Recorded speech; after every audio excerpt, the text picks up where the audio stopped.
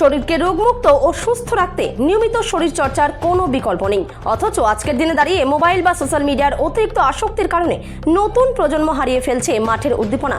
সেই বাস্তবতাকে বদলাতে এগিয়ে এলো কালিয়াগঞ্জের প্রাতঃকালীন শরীর চর্চার সাথে যুক্ত হরে কৃষ্ণ গ্রুপ। শ্রাবণ মাসের দ্বিতীয় রবিবার ছুটির দিনটিকেই তারা বেছে নেন এক অনন্য যাত্রার জন্য। একদিকে বাবা ভোলানাথের প্রতি অগাধ ভক্তি, অন্যদিকে সুস্থ শরীর গঠনের বার্তা, দুইকে একসুতোয় গেথে কালিয়াগঞ্জের ঐতিহাসিক বয়রাকালী মন্দির থেকে শুরু হয় তাদের এই দৌড়। প্রতিদিনের মতো রবিবারের ভোরেও একত্রিত হন গ্রুপের প্রায় 30 জন সদস্য। এরপর সেখান থেকে দৌড়তে তারা পাড়ি দেন প্রতিবেশী ব্লক কুশমন্ডির বেতাহারের ঐতিহ্যবাহী নরবরিয়া শিব মন্দিরের উদ্দেশ্যে।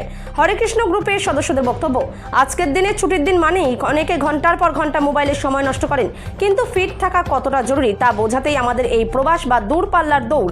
পাশাপাশি রবিবারে মন্দিরে পুজো দেওয়ার পরিবেশও শান্ত থাকে, তাই দৌড় শেষে বাবা ভোলানাথের মাথায় জল ঢেলে সবার সুস্থতা কামনা করলাম।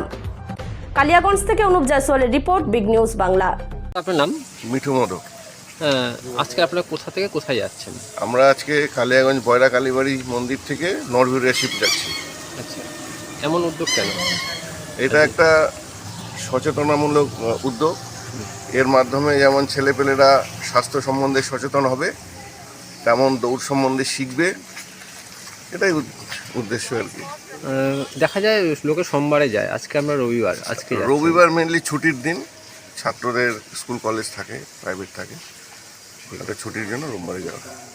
ঠিক আছে।